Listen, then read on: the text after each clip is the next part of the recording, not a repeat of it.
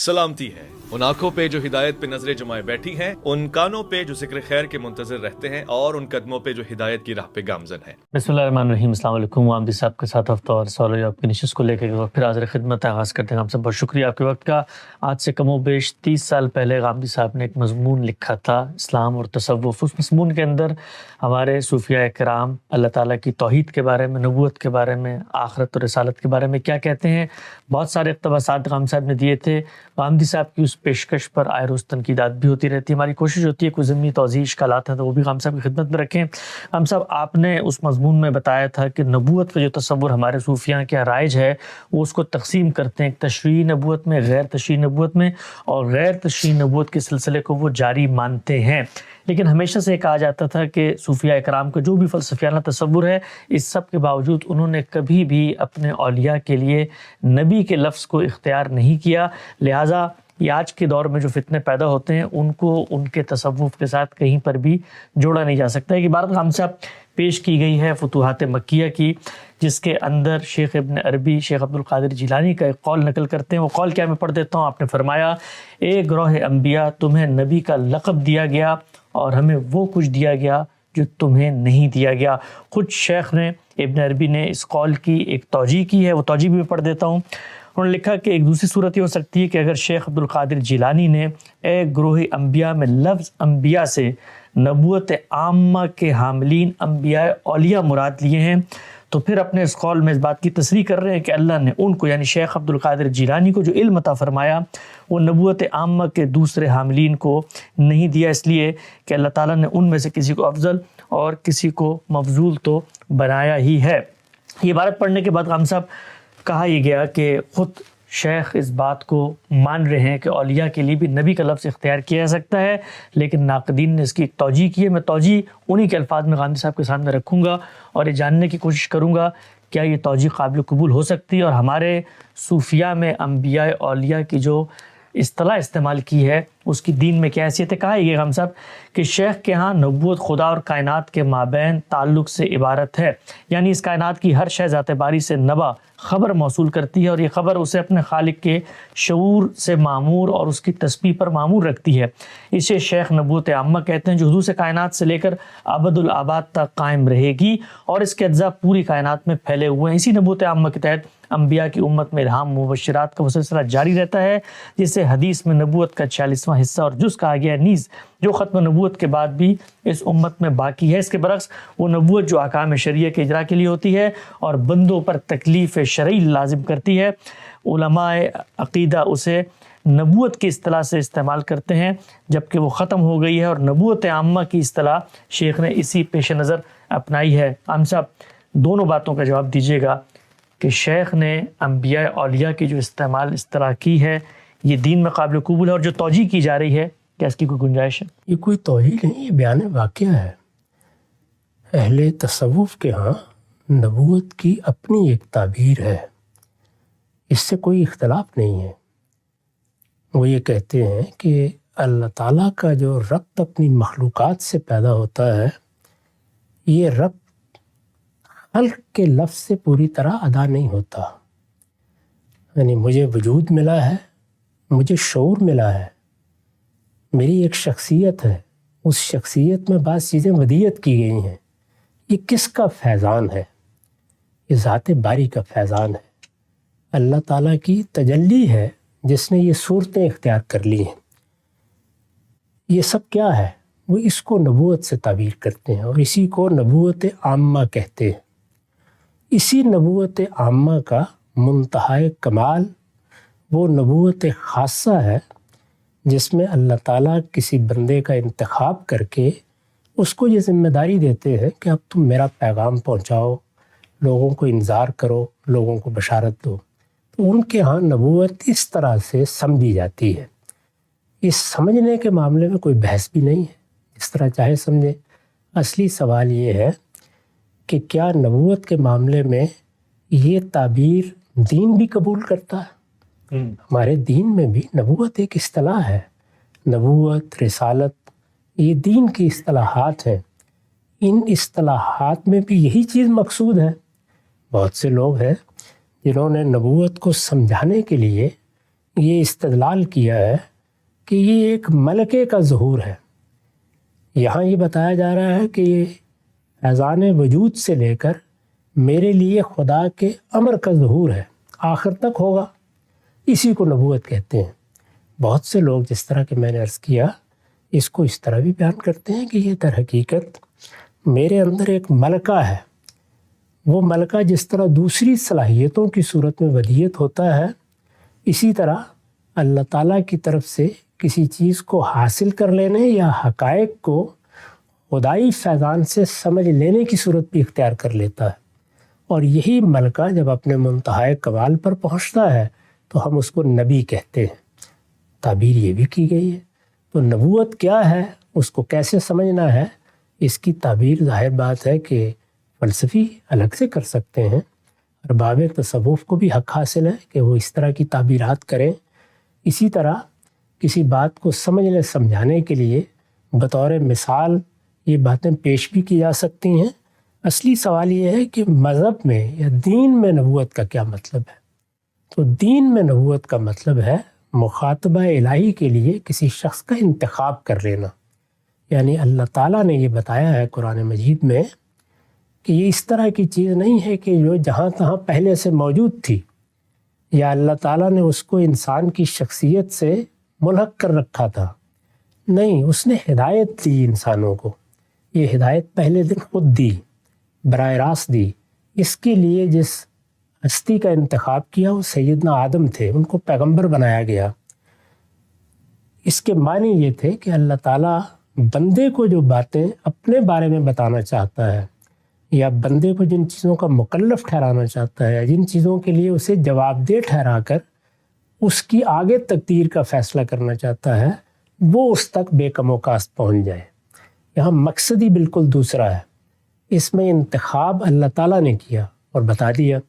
پھر ایک لمبا عرصہ گزرا جس میں کوئی ضرورت نہیں پڑی، اس کی وجہ بیان کیا قرآن مجید نے، اور وہ وجہ یہ ہے کہ کان الناس امۃ واحدہ، لوگوں میں کوئی اختلاف نہیں پیدا ہوا۔ اللہ تعالیٰ نے اس کے بعد پھر جب اختلافات رونما ہونا شروع ہوئے تو کچھ لوگوں کا انتخاب کر کے ان کو نبی کے منصب پر فائز کیا۔ دین میں نبوت ہمارے باطن سے نہیں اٹھتی، بلکہ وہ اللہ کے ایک فیصلے کا ظہور ہے۔ وہ بندوں میں سے کسی بندے کا انتخاب کرتا ہے اور پھر اس کے بارے میں یہ فیصلہ کرتا ہے کہ اب یہ میرا پیغام پہنچائے گا۔ اس کی مثالیں بھی قرآن مجید میں ہیں۔ سیدنا موسیٰ کو دیکھ لیجئے، خود رسالت مآب صلی اللہ علیہ وسلم، باقی پیغمبروں کے بارے میں بھی جو معلومات ہمیں حاصل ہوتی ہیں ان میں یہی ہے کہ اللہ نے کسی بندے کا انتخاب کر لیا۔ وہ نہ غیب کا حریص تھا، نہ کوئی مراقبے کر رہا تھا، نہ اپنی کسی صلاحیت کو نشو و نما دے رہا تھا، ان میں سے کوئی چیز سرے سے تھی نہیں، بلکہ اس کو دلیل نبوت بنا دیا ہے اور یہ کہا ہے کہ اس پیغمبر کی پچھلی 40 سال کی زندگی دیکھ لو، تمہیں کوئی شائبہ بھی نہیں ملے گا۔ یہ تو ہمارا انتخاب ہوتا ہے اور ہم کسی کو اٹھا دیتے ہیں۔ تو یہاں یوں نہیں ہے کہ ایک فیضان موجود تھا، وہ ترقی کرتے کرتے ایک خاص جگہ تک پہنچ گیا۔ نہیں، اللہ تعالیٰ نے انتخاب کیا اور انتخاب کر کے کسی بندے سے بات کی، اور اس کو بات کرنا ہی کہا ہے سورہ شورا میں۔ یعنی نبوت میں پھر اللہ تعالیٰ کی طرف سے یہ مخاطبت کیسے ہوتی ہے، بات کیسے ہوتی ہے، اس کی 3 صورتیں بیان کر دی گئی ہیں کہ یہ طریقے اللہ تعالیٰ اختیار کرتا ہے۔ جب یہ طریقے اختیار کیے جاتے ہیں تو ساتھ ہی ذمہ داری دے دی جاتی ہے۔ اس کو اگر سامنے رکھ کے دیکھیں تو نبوت کی حقیقت کیا ہے؟ مخاطبہ الہی، یعنی اللہ کا یہ انتخاب کرنا کہ فلاں اور فلاں بندے کو میں نے یہ ذمہ داری دی ہے کہ وہ میری ہدایت اب لوگوں تک پہنچائے، یہ انتخاب کرنا، اور پھر اس منصب پر مامور کر دینا۔ تو یہ جب اس منصب پر اس کو مامور کر دیا جاتا ہے تو وہ نبی کی حیثیت سے اپنے آپ کو پیش کرتا ہے۔ یہ 2 بالکل الگ الگ تصورات ہیں۔ اب ظاہر ہے کہ اس میں جب دونوں جانب نبوت کا لفظ استعمال کیا جائے گا تو اس سے بڑے شبہات پیدا ہوں گے۔ انہی کی طرف میں نے اشارہ کرتے ہوئے یہ کہا تھا کہ یہ اس طرح سے بات بیان کی گئی ہے جس سے ایک ہی صنف یا ایک ہی حقیقت کو گویا 2 حصوں میں تقسیم کر دیا گیا ہے، اور اس کو تقسیم کر کے جب یہ کہا جائے گا کہ وہ تشریعی حیثیت سے ختم ہو گئی ہے تو آپ کی توضیح تو آپ کے یہاں پڑی رہ جائے گی۔ لوگ نبوت عامہ کے حاملین کو وہ حیثیت دیں گے جو حیثیت اس لفظ کے استعمال کے نتیجے میں دینا ناگزیر ہو جاتا ہے، اور جب وہ یہ دیں گے تو اس سے پھر کوئی بھی شخص فائدہ اٹھا کر پہلے ایسی توجیحات کرے گا اور پھر بات کو کہیں سے کہیں پہنچا دے گا۔ تو یہ زاویہ ہے جس سے بعض اوقات میں نے بھی اس پہ تنقید کی ہے، اور اپنے مضمون میں اسلام اور تصوف جس کا آپ نے حوالہ دیا، یہ بتایا تھا کہ صوفیہ کے ہاں یا ارباب تصوف کے ہاں جس طرح توحید کا اپنا ایک تصور ہے، اسی طرح نبوت کا بھی اپنا ایک تصور ہے، اور جب وہ اپنا وہ تصور بیان کرتے ہیں تو ظاہر ہے کہ مذہب میں بھی نبوت کا لفظ استعمال ہوا ہے، تو پھر اس کا فرق اس طرح بیان کرتے ہیں کہ وہ تشریع کا منصب ہے جو اللہ تعالیٰ کی طرف سے ملا ہے، ہم اس منصب کے بارے میں تو یہ مان رہے ہیں کہ وہ ختم ہو گیا، لیکن یہ حقیقت نبوت کیا ہے؟ یہ اللہ تعالیٰ کا فیضان ہے جس کے نتیجے میں پہلے وجود ملا، پھر درجہ بدرجہ وہ ہدایت ملی جو ہمارے لیے خدا کا امر بن جاتی ہے، اور اسی کا ایک آخری ظہور وہ ہوتا ہے جس میں اللہ تعالیٰ کے پاکیزہ بندوں کو، یا اللہ تعالیٰ جن کو اپنا دوست بنا لیتا ہے، جن کو اولیاء کہا جاتا ہے، وہ خصوصی تفہیم حاصل ہونا شروع ہو جاتی ہے، جس میں پھر وہ اس کے محتاج نہیں رہتے کہ وہ کسی پیغمبر سے ہدایت پائیں، ان کو وہ ہدایت براہ راست ملنا شروع ہو جاتی ہے۔ تو یہ دو تصورات ہیں الگ الگ، اس لیے جب ان کو الگ بیان کیا جائے گا تو ہر ایک کو اس کے لحاظ سے سمجھایا جائے گا، اور جب ان میں التباس پیدا ہوگا تو یہ بتایا جائے گا کہ نبوت کا جو تصور دین میں ہے اس کو پھر ارباب تصوف نے کس طرح اپنے اس تصور سے الگ کر کے دکھایا۔ نقطہ بالکل واضح ہو گیا۔ اچھا غام صاحب، یہ جو آپ نے موقف بیان کیا ہے، ان کی جگہ پہ کھڑے ہو کر اس طرح وہ معاملے کو دیکھتے ہیں اور اپنی رائے بیان کی ہے، اور دین کی روشنی میں کہ اللہ تعالیٰ نبوت کو کیسے بیان کرتا ہے۔ اللہ والی نبوت میں بندے کی طرف سے انیشیٹو نہیں ہے، بندے کی طرف سے کوشش جدوجہد صحیح نہیں ہے، کاوش نہیں ہے کہ اللہ تعالیٰ کی نبوت حاصل ہو جائے۔ دوسری جانب سے جو صوفیہ نبوت کی اصطلاح استعمال کر رہے ہیں، اس میں تمام کی تمام جدوجہد اور اکتساب بندے کی طرف سے ہو رہا ہے۔ اب دونوں کا نتیجہ مخاطبہ الہی نکلتا ہے، وہاں پر بھی مخاطبہ الہی کا شرف ہے جس تک پہنچنا ہے سلوک کی منازل طے کر کے، اور یہاں اللہ کے انتخاب سے۔ تو پھر تو جب مخاطبہ ہو گیا، دونوں جگہ پر ہو گیا، تو پھر تو دونوں تصورات بالکل پیرلل کھڑے ہو گئے۔ یہی بات ہے جس کو ہم نے بتانے کی کوشش کی ہے کہ اس کے نتیجے میں ایک متوازی دین، ایک متوازی نظام فکر کھڑا ہو جاتا ہے۔ ایک چیز ہے، یعنی میں نے جب مضمون لکھا ہے تو اس میں نے کوئی فتویٰ نہیں لگایا، کوئی کسی کے بارے میں بات نہیں کی، یہ بتایا ہے کہ یہ ایک الگ نظام فکر ہے۔ اس نظام فکر کے لیے دین کا لفظ استعمال کیا مجانست کے اسلوب پر۔ یہ ایک الگ نظام فکر ہے، اس میں دیکھیے چیزیں ایسے دیکھی جا رہی ہیں، اس میں توحید اس طرح بیان ہو رہی ہے، اس میں قیامت کا یہ تصور دیا جا رہا ہے۔ جو چیز خرابی کا باعث بنی ہے وہ اصطلاحات کا اشتراک ہے، یعنی جب اصطلاحات کا اشتراک ہوگا، مثال کے طور پر وحدت الوجود کو الگ سے بیان کیا جائے، اس کو ایک فلسفے کی حیثیت سے پیش کیا جائے، اس پر ہم تنقید کریں گے جیسے بہت سے فلسفوں پر تنقید کرتے ہیں۔ جب یہ کہا جاتا ہے کہ یہ توحید کا ایک درجہ ہے تو اب التباس پیدا ہوتا ہے۔ اسی طرح یہاں بھی اگر فیضان وجود کو بیان کرنا تھا، یا اللہ تعالیٰ کا جو امر نازل ہوتا ہے، شاید کی مکھی کو وہی کرتا ہے اللہ، اس کے بارے میں بیان ہوا ہے، تو اس میں التباس نہیں پیدا ہونا چاہیے تھا۔ یہ وہ چیز ہے جس کی جانب توجہ دلائی جاتی ہے کہ جس وقت التباس پیدا ہوا تو پھر خود ارباب تصوف کو بتانا پڑا کہ جو نبوت ختم ہوئی ہے وہ کون سی ہے، یہ بتانا پڑا ان کو، اور اس طرح بالکل ایک الگ تعبیر کرنی پڑی کہ جب اللہ تعالیٰ کی طرف سے مخاطبت کا شرف حاصل ہو جائے اور کسی کو اس منصب پر فائز کر دیا جائے تو یہ دین کی اصطلاح میں نبوت ہے جو ختم ہو گئی ہے، جو اب کسی کو نہیں دی جائے گی۔ ہم نبوت کا لفظ ایک بالکل مختلف معنی میں استعمال کر رہے ہیں، لیکن التباس تو پیدا ہوا، اور جب التباس پیدا ہوا تو صرف التباس تک بات نہیں رہی، بلکہ اس سے خدا سے ہدایت حاصل کرنے کا ایک متوازی نظم بھی وجود میں آ گیا۔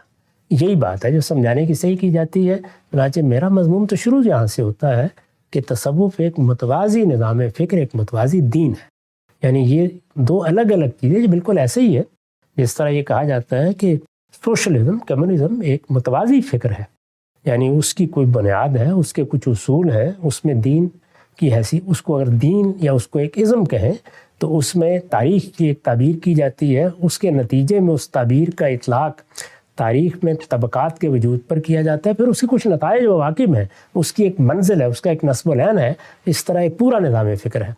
اس پورے نظام فکر کو کوئی اٹھا کر اس کو اسلام کے ساتھ پیوند کرے گا اور پھر کہے گا میں اسلامی سوشلزم یا اسلامی کمیونزم وجود میں لا رہا ہوں، تو اس کو الگ الگ کر کے دکھانا پڑے گا۔ ہمارے یہاں بھی بالکل یہی ہوا ہے کہ ایک بالکل متوازی الگ نظام فکر ہے جس کی اپنی اصطلاحات ہیں، جس کے اپنے مقدمات ہیں، جس کے اپنے اصول ہیں، اس کو جب اٹھا کے آپ نے اسلام کے ساتھ پیوند کرنے کی صحیح کی ہے تو یہ بتانا ضروری ہو گیا کہ ان دونوں کے درمیان کوئی تعلق نہیں ہے اور ان میں سے ایک کو دوسرے کی تعبیر یا شرح نہیں بنایا جا سکتا۔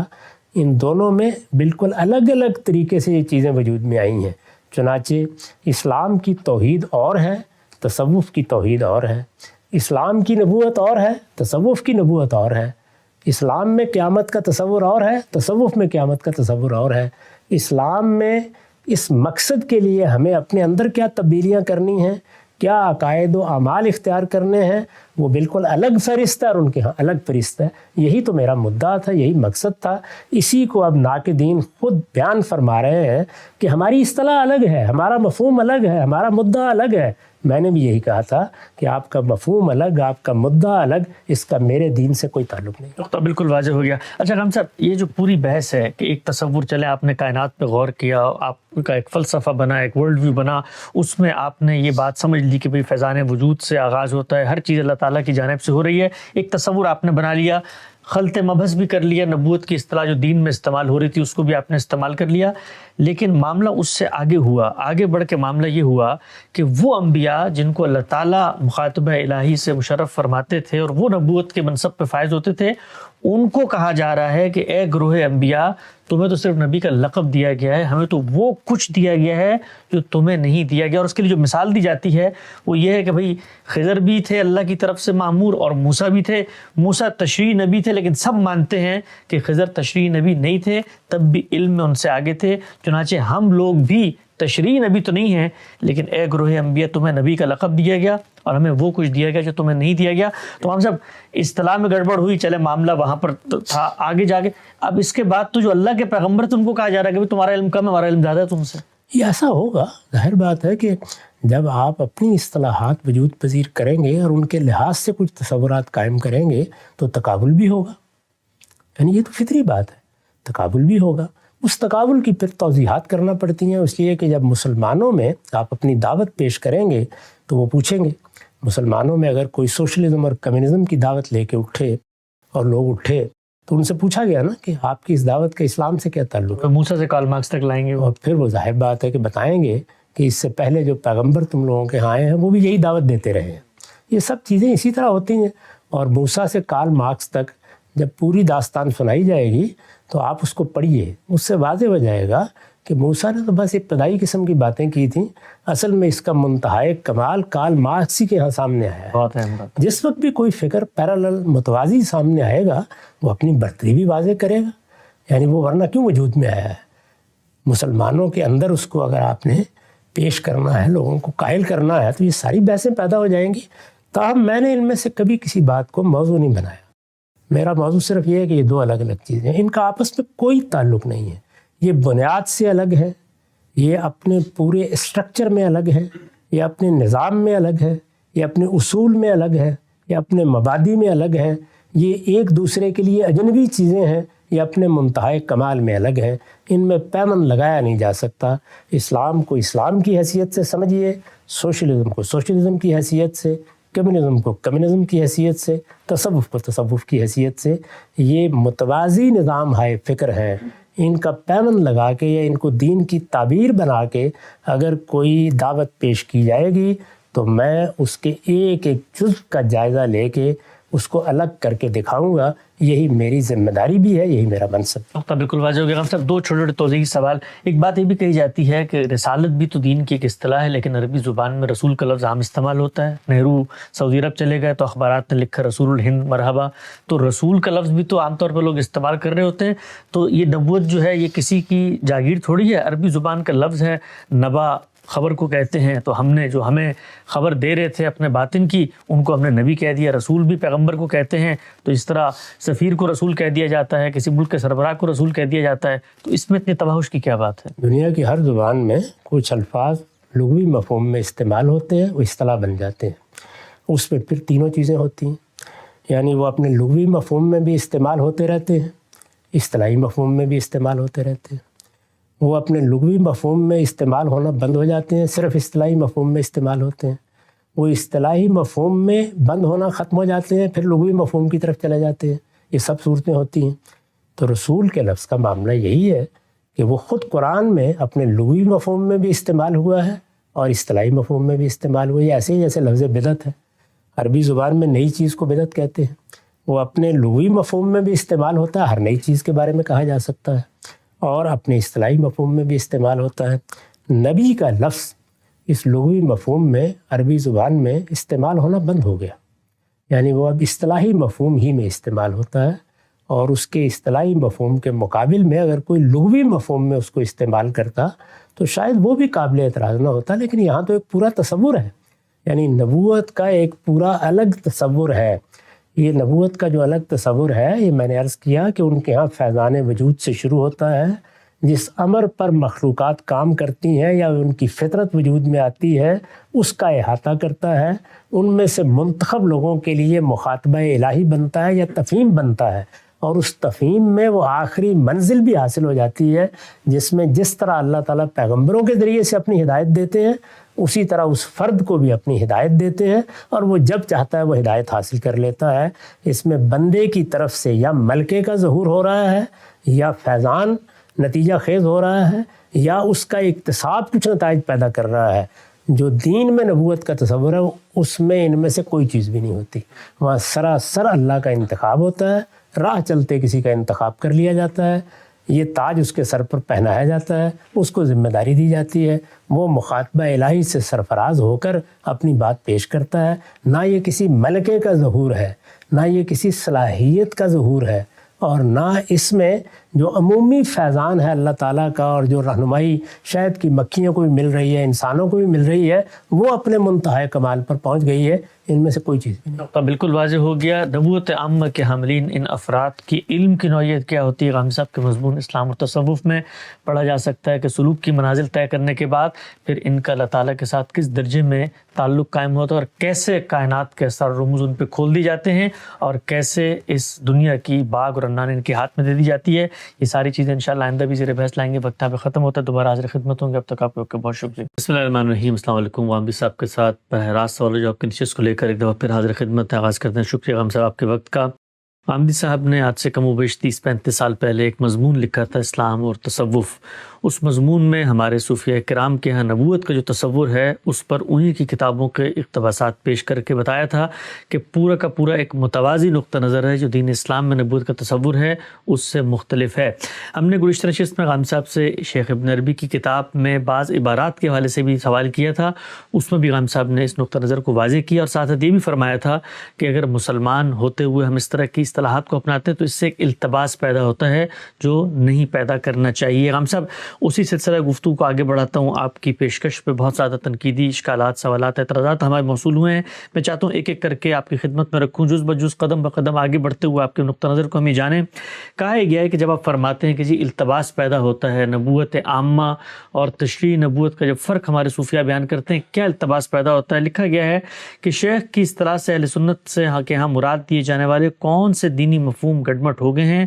غامدی صاحب نے واضح نہیں کیا، کیونکہ اہل سنت کے نزدیک حضرت مسیح علیہ السلام کا نزول بھی ہوگا، ان پر وحی بھی ہوگی، بصورت الہام، علم و عرفان ہونا بھی ممکن ہے، اور اللہ تبارک و تعالیٰ ہر لمحے کائنات کی ہر شے پر اپنا عرفان بھی نازل کرتے ہیں۔ شیخ انہی امور کو نبوت عامہ کہتے ہیں۔ اگر دین سے مراد اہل سنت کی تعبیری روایت سے باہر غامدی صاحب کا تصور دین ہے تو پھر اس التباس سے کوئی فرق نہیں واقع ہوتا۔ کیا فرماتے ہیں غام صاحب؟ کہا گیا ہے کہ جو روایتی تعبیر دین ہے اس میں جو کچھ ہمارے صوفیہ بیان کر رہے ہیں اس سے تو کوئی التباس پیدا نہیں ہوتا۔ دو چیزیں سمجھنی چاہیے، ایک یہ کہ ہم دین کو واضح کرتے ہیں، اس کی شرح کرتے ہیں، اس کی وضاحت کرتے ہیں، اس میں جو اصطلاحات قائم کی گئی ہیں وہ لوگوں کو سمجھاتے ہیں، یہ سب دین کی خدمت ہے۔ یہ فقہا نے کی ہے، متکلمین نے کی ہے، اس وقت بھی علماء یہ خدمت انجام دیتے ہیں، ہمارا بھی اس میں تھوڑا بہت حصہ ہے۔ اس خدمت کو انجام دیتے وقت آپ جو کچھ بیان کرتے ہیں وہ تفہیم و تبیین ہے، یعنی دین تو اللہ کا دین ہے، وہ قرآن میں بیان ہو گیا، سنت میں بیان ہو گیا، یا رسالت مآب صلی اللہ علیہ وسلم کے ارشادات میں اس کی کوئی وضاحت آ گئی، ہم اسے لوگوں تک پہنچاتے ہیں۔ اس میں انسانی حیثیت سے سمجھنے کا عمل ہوتا ہے۔ سمجھیں گے تو آگے پہنچائیں گے، سمجھیں گے تو وضاحت کریں گے، سمجھیں گے تو کسی چیز کا مصداق کیا ہے اس سے لوگوں کو متعارف کریں گے۔ یہ سمجھنے کا عمل چونکہ انسانی عمل ہے، اس میں غلطیاں ہو جاتی ہیں۔ اگر ایسی کوئی غلطی کسی بڑے سے بڑے آدمی سے بھی ہو جائے تو اس پر کیا تنقید نہیں کی جائے گی؟ وہ اگر کسی اصطلاح کو متعین کرتا ہے، دین کے کسی مدعا کی وضاحت کرتا ہے، قرآن مجید کی کوئی آیت سمجھاتا ہے، اس میں میرے نزدیک، آپ کے نزدیک، کسی اور صاحب علم کے نزدیک غلطی ہو رہی ہے تو اس پہ نقد ہوگا۔ ہمارے ہاں تفسیروں میں، ہمارے ہاں علم کلام کی کتابوں میں، ہمارے ہاں فقہا کی تصریحات میں یہ سب تنقیدیں ہوتی ہیں۔ یعنی احناف ہی کو دیکھیں، وہ شوافی سے اختلاف کر رہے ہیں، شوافی کو دیکھیں وہ حناف سے اختلاف کر رہے ہیں۔ میں نے جب ابھی اعتراضات سیریز میں سنت پر گفتگو کی ہے تو یہ بتایا ہے کہ اس اصطلاح کی کتنی تعریفیں ہمارے ہاں رائج ہیں۔ علماء حدیث کیا تعریف کرتے ہیں، فقہا کیا کرتے ہیں، یہ اختلاف ہی ہے نا۔ اس میں ظاہر ہے اگر ایک نقطہ نظر بیان کر رہا ہے اور دوسرا نقطہ نظر بیان کر رہا ہے تو وہ کسی نہ کسی پہلو سے اس کو مرجو سمجھتا ہے یا غلط سمجھتا ہے یا اس کو بہتر نہیں سمجھتا، وہ اپنی بات الگ سے بیان کرتا ہے۔ اسی طرح اگر باہر یعنی دین سے باہر کوئی چیزیں موجود ہیں، ان کو کسی نے سمجھا ہے اور اس کے لیے اصطلاحات اختیار کی ہیں، وہ اصطلاحات ہم اصرار کریں گے کہ ایسی نہیں ہونی چاہیے جن اصطلاحات سے دین کی اصطلاحات کے ساتھ التباس پیدا ہو۔ مثلا توحید ہمارے ہاں ایک دینی اصطلاح بن چکی ہے۔ توحید کی کیا تعریف ہے، قرآن مجید کس کو توحید کہتا ہے، اس کو بیان کیا جائے گا۔ میرے جلیل القدر استاذ امام امین احسن اصلاحی نے حقیقت توحید و شرک کے نام سے کتاب لکھی ہے، اس میں توحید کی تعریف کی ہے۔ یعنی مجھے مقصد کے لحاظ سے، مدعا کے لحاظ سے کتاب سے کوئی اختلاف نہیں ہے، لیکن میں نے اس تعریف کو قبول نہیں کیا۔ اچھا، میری کتاب میزان میں دیکھیے، میں نے اس سے مختلف طریقے سے تعریف کی ہے۔ یہ تعریف کیسے کرنی چاہیے، تعارف کیسے کرانا چاہیے، کسی چیز کا مصداق کیسے واضح کرنا چاہیے، یہ خدمت علماء انجام دیتے ہیں، اس میں بھی اختلافات ہوتے ہیں۔ لیکن باہر کوئی چیز ہے، مثال کے طور پر سوشلزم ہے، کمیونزم ہے اور بہت سے ازم ہیں، وہ اگر اپنے ہاں اپنے مدعا کو بیان کرنے کے لیے ایسی تعبیرات اختیار کریں گے اور مسلمانوں میں سے کچھ لوگ ان کو اختیار کر کے آگے بیان کریں گے تو انہیں بھی توجہ دلائی جائے گی۔ تو سوال یہ ہے کہ یہ نبوت عامہ کیا ہمارے دین کی کوئی اصطلاح ہے؟ کیا قرآن نے، کیا رسالت مآب صلی اللہ علیہ وسلم نے کبھی نبوت کی کوئی اقسام بیان کی ہیں؟ پورے دینی لٹریچر میں دیکھ لیجئے ایک نظر ڈال کے، نبوت ایک ہی نبوت ہے۔ وہ نبوت کیا ہے اس کو ظاہر ہے میں سمجھاؤں گا، آپ سمجھائیں گے۔ ابن حزم نے اپنی کتاب الاحکام میں ان کی تعریفیں کی ہیں بالکل ابتدا میں، ان کو دیکھیے۔ بعض دوسرے اہل علم ان کو بیان کر رہے ہیں، متکلمین کے یہاں زیر بحث رہتی ہیں۔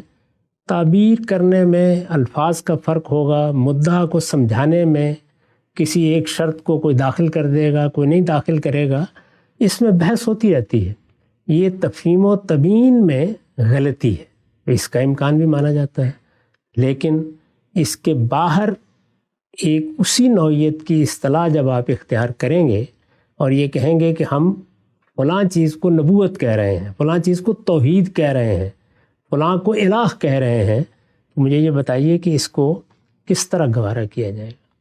اور میں نے اپنے اس مضمون میں برسوں پہلے صرف یہ توجہ دلائی تھی کہ اگر کسی کو تصوف بحیثیت دین، بحیثیت نظام فکر، بحیثیت دعوت پسند ہے، اختیار کرے، اس کو اپنے دلائل کے ساتھ لوگوں کے سامنے پیش بھی کرے۔ جیسے کہ کوئی آدمی کمیونزم کی دعوت دیتا ہے، سوشلزم کی دعوت دیتا ہے، دی آخر لوگوں نے کم و بیش 1 صدی تک غلغلہ رہا دے، لیکن یہ کہ اس کو ان اصطلاحات میں بیان نہ کرے جس سے یہ اشتباہ پیدا ہوتا ہے کہ یہ گویا دین ہے، کیونکہ دین میں جب آپ کوئی بات کریں گے تو وہاں آپ کو بتانا پڑے گا کہ اس کا ماخذ کیا ہے۔ یہ بات اگر آپ نے کہی ہے تو پھر آپ کو قرآن سے اس کا ماخذ بتانا ہوگا، آپ کو حدیث سے اس کا ماخذ بتانا ہوگا۔ وہاں پر بھی صرف ماخذ بتا دینے کے نتیجے میں جان نہیں چھوٹ جائے گی، یہ بحث اس کے بعد بھی ہوگی کہ آپ نے اس کی صحیح تعبیر کی ہے یا غلط تعبیر کی ہے۔ تو جو پہلی بات کہی گئی ہے وہ یہ ہے کہ نبوت عامہ دین کی کوئی اصطلاح نہیں۔ جب آپ یہ اصطلاح استعمال کریں گے، اگر ایک الگ نظام فکر میں استعمال کریں گے تو التباس پیدا ہوگا، اور اگر آپ نے دین میں کچھ چیزوں کے لیے یہ اصطلاح وضع کی ہے تو یہ گویا دین میں ایک نئی اصطلاح داخل کرنا ہے۔ وہ دین میں جب آپ نئی اصطلاح داخل کریں گے تو پھر یہ پوچھا جائے گا کہ کیا چیزیں ہیں جن کے لیے یہ اصطلاح وضع کی گئی، یعنی یہاں گویا تعبیر کا مسئلہ پیدا ہو گیا۔ جیسے ہمارے ہاں فقہا نے فرض، واجب، سنت، مستحب اصطلاحات وضع کی ہیں نا، تو ہم پوچھیں گے کہ یہ اصطلاح کیا فی الواقع دین میں بھی کوئی بنیاد رکھتی ہے؟ تو آپ ذرا دیکھیے کہ وہ کیا چیزیں ہیں جو بیان کی گئی ہیں۔ سیدنا مسیح علیہ السلام کے بارے میں عام طور پر یہ مانا جاتا ہے کہ وہ تشریف لائیں گے۔ جی، تشریف لائیں گے تو کس حیثیت سے آئیں گے؟ اگر وہ پیغمبر کی حیثیت سے تشریف لائیں گے تو پھر تو ختم نبوت کا معاملہ جاتا رہا، اس لیے کہ پھر آخری پیغمبر وہ ہیں، اور آخری پیغمبر کی حیثیت سے جب وہ آئیں گے تو پھر انہی کی اتباع ہوگی، پھر وہ جو کہیں گے وہ مانا جائے گا۔ وہ اگر کہیں گے کہ میں محمد الرسول اللہ کی شریعت پر عمل کروں گا تو عمل کیا جائے گا، اور اگر کہیں گے کہ نہیں میں نے اس کو منسوخ کر دیا ہے تو پھر میں آپ کیا کر لیں گے؟ تو نبی ہوئے کہ جو چاہیں کر، خدا کے پیغمبر کی حیثیت سے آئے۔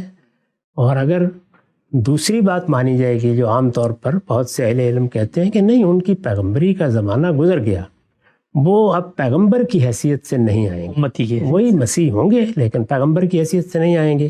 تو اگر وہ پیغمبر کی حیثیت سے نہیں آئیں گے تو پھر وہ سوال ہی پیدا نہیں ہوتا جو آپ نے یہاں بیان فرمایا ہے۔ بالکل ٹھیک ہے، لیکن پھر کسی دوسری اصطلاح کی ضرورت کیا ہے؟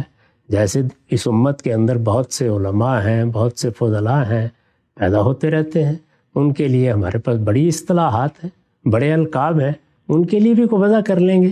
اس میں پھر نبوت کی بحث کرنے کے کیا معنی ہوئے؟ وہ کیا چیزیں ہیں جو دین میں باقی ہیں؟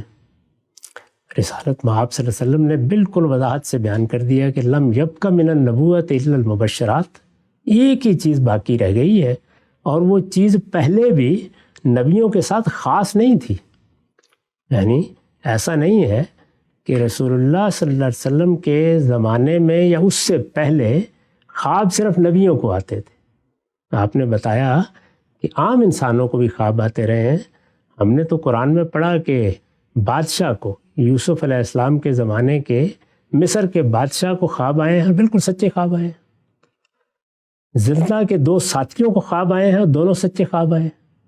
ان کی تعبیر کی ہے حضرت یوسف علیہ السلام کے خوابوں کو تو ایک طرف رکھیے، وہ خدا کے پیغمبر ہیں، لیکن وہاں تو غیر مسلم ہے، ابھی وہ مسلمان بھی نہیں ہوئے، نہ بادشاہ مسلمان ہے نہ وہ زندہ کے دونوں ساتھی مسلمان ہیں۔ ان کو دعوت دی ہے حضرت یوسف نے، انہوں نے اپنے خواب بیان کیے ہیں، ان کے خواب بھی سچے ہیں، بادشاہ کے خواب بھی سچے ہیں۔ تو اس کا نبوت سے کیا تعلق ہے کہ اس کے لیے یہ اصطلاح وضع کی جائے؟ اگر یہ کوئی ایسی چیز ہے کہ مکھی مچھر کو بھی الہام ہوتا ہے، اللہ تعالیٰ اپنا امر آسمانوں میں بھی اور زمین میں بھی اور پہاڑوں میں بھی نازل کرتے ہیں، تو اس کے لیے اصطلاح کیوں وضع کی جائے؟ وضع کرنی ہے تو کوئی اور اصطلاح بنائی جائے، یعنی اس کو بیان ہی کرنا ہے تو کریں، آپ کسی چیز میں بیان کریں۔ رسالت مآب صلی اللہ علیہ وسلم نے کسی الہام، کسی کشف، کسی چیز کے لیے کوئی گنجائش نہیں چھوڑی، یعنی وہ چیزیں جو محسوس طریقے سے ہوتی ہیں۔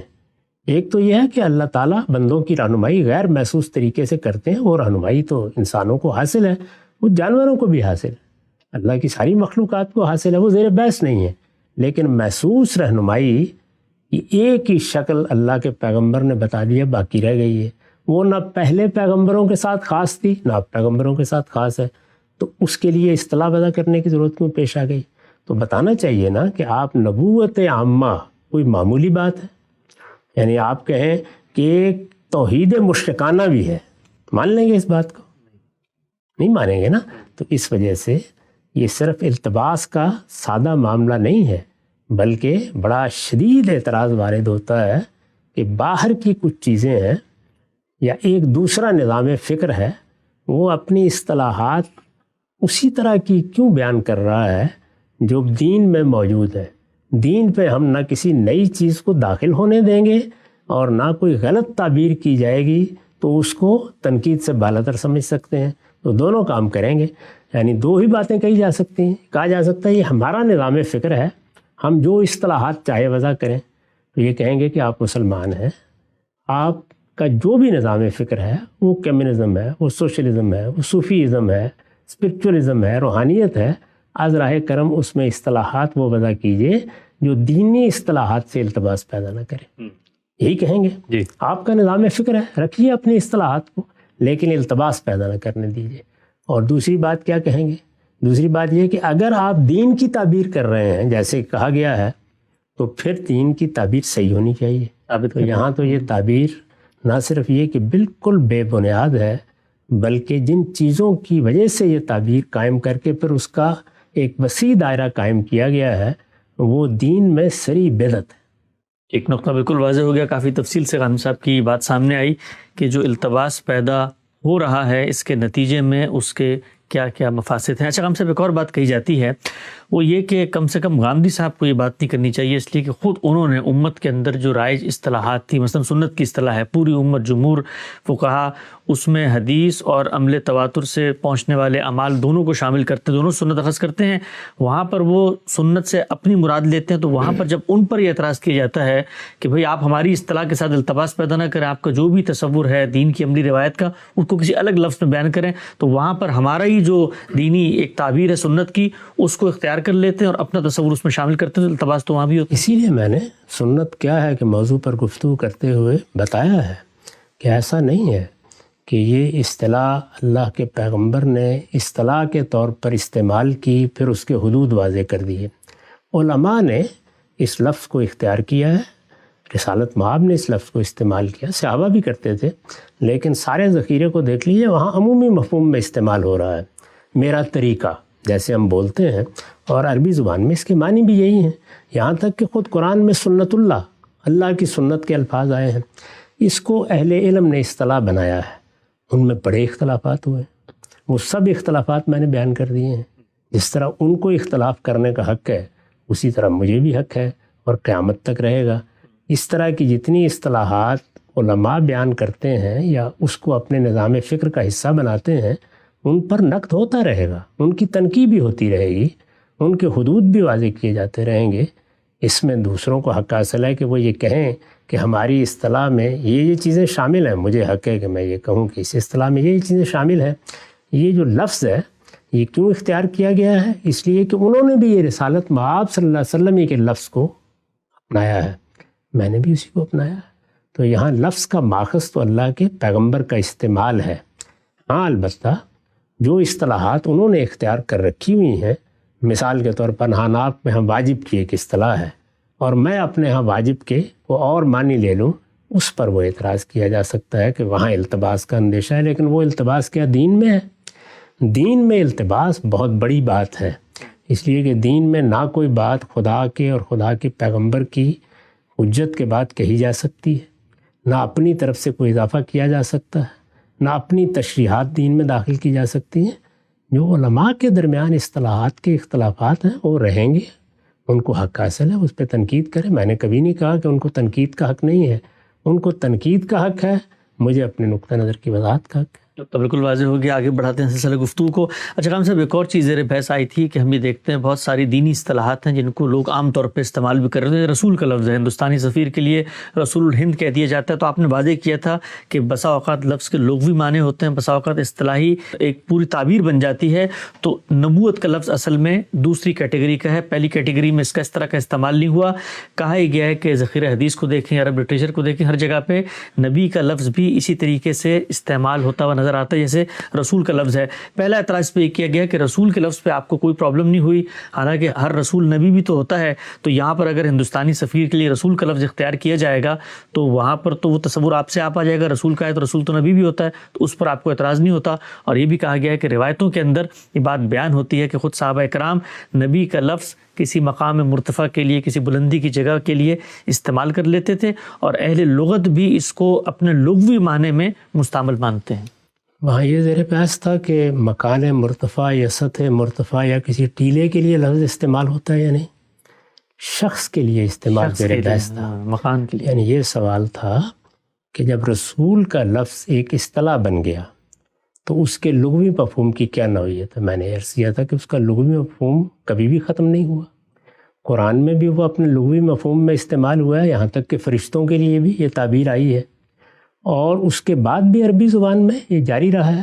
کسی لفظ کا لغوی مفہوم میں استعمال ہوتے رہنا یہ کوئی مسئلہ پیدا نہیں کرتا. بدعت کے لفظ کی مثال یہی ہے، وہ عربی زبان میں اپنے لغوی مفہوم میں بھی استعمال ہوتا ہے، نئی چیز کو بدعت کہتے ہیں، لیکن دین میں وہ ایک اصطلاح بھی ہے. تو اصطلاح کا فرق، لغوی استعمال کا فرق بالکل واضح ہوتا ہے. نبی کا لفظ بھی استعمال ہوتا رہتا لغوی مفہوم میں، اور مثال کے طور پر صوفیہ بھی استعمال کر لیتے لغوی مفہوم میں، تو کس کو اعتراض تھا؟ اگر وہ عربی زبان میں استعمال ہو رہا ہے تو میں نے بھی کر لیا، آپ نے بھی کر لیا، اس کے قرائن ہوں گے، معلوم ہو جائے گا.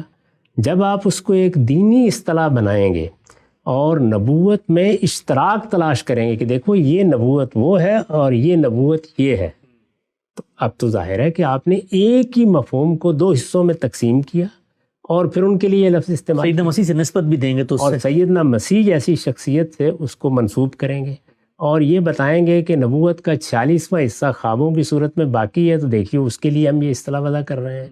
تو یہاں تو لغوی مفہوم یعنی مکان مرتفع کے معنی میں استعمال ہو رہا ہے، یہ تو استعمال ہی نہیں ہو رہا. اس میں آپ نے یہ پوچھا تھا تو میں نے یہ کہا تھا کہ رسول کا لفظ تو اس وقت بھی لغوی مفہوم میں استعمال ہوتا ہے، اور یہ زبان کے بولنے والوں کو فیصلہ کرنا ہوتا ہے، یہ میرا اور آپ کا فیصلہ تو نہیں ہے. نبی کا لفظ شخص کے لیے، یعنی کسی ایسے شخص کے لیے جس کو ہم نبی کہیں اور وہ حقیقت میں وہ نبی نہیں ہے جس کے لیے قرآن میں اصطلاح استعمال ہوئی ہے، اس کا استعمال ختم ہو گیا، یہ کبھی استعمال نہیں ہوا. ایسا بارہا ہو جاتا ہے، اور میرا خیال یہ ہے کہ یہ بالکل ٹھیک ہوا کہ ایسے استعمال نہیں ہوا. یعنی نبوت یا نبی کا لفظ جس چیز سے مشتق ہے وہ کیا ہے؟ دو مفاہیم ہے، ارتفاع، بلندی، یعنی نبی گویا ایک بلند مرتبہ ہستی ہے. دوسرا اخبار، خبر دینے والا. میرے نزدیک دوسرے ہی کی ترجیح ہے. تو خبر دینے والا تو وہ بھی ہوتا ہے جو ٹیلی ویژن پر بیٹھ کر خبریں سناتا ہے، تو کیا اس کے لیے ہم یہ لفظ استعمال کرتے ہیں؟ نہیں، عام طور پہ نہیں کرتے. لیکن رسول کا لفظ ہم سفیر کے لیے استعمال کرتے ہیں، تو وہ لغوی استعمال ہے شخص کے لیے، جس کے میں نے نفی کی تھی. اس میں آپ لغت کی کتابیں کھول کے مکان مرتفع کے لیے اس کے استعمال کے نظائر پیش کریں. یہ واقعتاً علم ہے اور استدلال ہے. بات کیا ہو رہی ہے، کس ذیل میں ہو رہی ہے، اس کی مثال دینی چاہیے تھی. چنانچہ یہ بالکل واقعہ ہے کہ رسول کا لفظ لغوی مفہوم میں بھی استعمال ہوتا ہے اور اصطلاحی مفہوم میں بھی، اور نبی کا لفظ اب صرف اصطلاحی مفہوم ہی میں استعمال ہوتا ہے. ایک نقطہ واضح ہو گیا. اچھا ہم صاحب، یہ بھی کہا گیا ہے کہ قرآن مجید کے اندر رب، حالانکہ نبی اور رسول سب سے بڑا تو رب ہے، رب کی اصطلاح جو ہے وہ اللہ تعالیٰ کے لیے بھی استعمال ہو رہی ہے، اس بندے کے لیے بھی استعمال ہو رہی ہے. بلکہ ہماری فقہ میں تو جو گھر کا مالک ہوتا ہے، رب المال، اس کو کہہ دیا جاتا ہے، یا جس کے پاس سمن ہوتا ہے. تو رب کی اصطلاح پہ آپ کو کوئی اعتراض نہیں ہے، نبی کی اصطلاح پہ اعتراض ہے آپ کو؟ نہیں، یہ کہ اس میں صفت ہے. ہمیں معلوم ہے کہ یہ لغوی مفہوم میں بھی آتا ہے، گھر کے مالک کے لیے بھی آتا ہے. اسی طرح کوئی آدمی اگر مال دیتا ہے اور کوئی مزاربت کرتا ہے تو اس کے لیے بھی استعمال ہوتا ہے. یہ اس کے لغوی استعمالات ہیں، جاری ہیں، خود قرآن میں موجود ہے. لغوی استعمال پر کیا کوئی اعتراض کیا گیا ہے؟ وہ تو ہمیں بھی نہیں ہوگا کہ کیا کریں. صوفیہ اس کو لغوی مفہوم میں استعمال کر رہے ہیں؟ نہیں، ایک اصطلاح کے طور پر استعمال کر رہے ہیں. جب اصطلاح کے طور پر کوئی چیز استعمال ہوگی تو اس میں یہ سوال پیدا ہوگا کہ یہ اصطلاح اگر کسی الگ نظام فکر کی ہے تو التباس پیدا کر رہی ہے، اور مسلمانوں کو توجہ دلائی جاتی ہے. ظاہر صوفیہ مسلمان ہیں، ان کو توجہ دلائی جاتی ہے کہ آپ اپنے نظام فکر کے لیے وہ اصطلاحات استعمال نہ کریں جو التباس پیدا کریں. یہ ایک پہلو ہے. دوسری چیز یہ ہے کہ اصطلاح صحیح وضع کی گئی ہے، میں نے عرض کر دیا کہ بالکل بے بنیاد ہے، نہ اس کی کوئی بنیاد قرآن میں ہے نہ حدیث میں ہے. اللہ کے پیغمبر نے صراحت سے یہ بات بیان کر دی ہے، کوئی چیز باقی نہیں رہی. جب باقی ہی نہیں رہی یعنی نبوت میں سے سچے خوابوں کے سوا کوئی چیز باقی نہیں رہی. یہ حضور نے بتا دیا نا، صاف صاف طریقے سے بتا دیا کہ کوئی بشارت کا خواب بسا سکتا ہے. تو خواب نہ پہلے لوگوں کو نبی بناتا تھا آ کے، بادشاہ سلامت نبی نہیں بن گئے تھے جب انہوں نے سیدنا یوسف کے زمانے میں خواب دیکھا، نہ زندہ کے ساتھی نبی بن گئے تھے نہ اب بنیں گے. یہ تو عام لوگوں کے پاس اللہ تعالیٰ کی ایک نعمت موجود ہے، پہلے بھی تھی اب بھی موجود ہے. آپ نے یہ بتایا کہ یہی باقی رہ گئی ہے، مطلب یہ تھا کہ وہ چیز جس کو نبوت کہتے ہیں اور جس میں ایک محسوس رابطہ ہوتا تھا، اس نوعیت کی کوئی چیز بھی باقی نہیں رہی. بالکل واضح ہو گیا ہم سب. اس کے بعد جو بنیادی سوال آپ یہ پوچھتے ہیں کہ جس چیز کو آپ نبوت کہہ رہے ہیں اس کو قرآن مجید سے کوالیفائی بھی کیا جانا چاہیے. کہا جاتا ہے کہ ہمارا جو پورا کا پورا تصور نبوت عامہ ہے وہ قرآن مجید ہی کی نصوص اور قرآن مجید میں بیان کردہ حقائق پر مبنی ہے، برخلاف اس کے کہ جو تعریف غامدی صاحب کرتے ہیں. کیا کہتے ہیں صوفیاء کرام اور غامدی صاحب اس بارے میں کیا کہتے ہیں، سب کچھ زیر بحث آئے گا. وقت یہاں پہ ختم ہوتا ہے، دوبارہ حاضر خدمت ہوں گے. اب تک آپ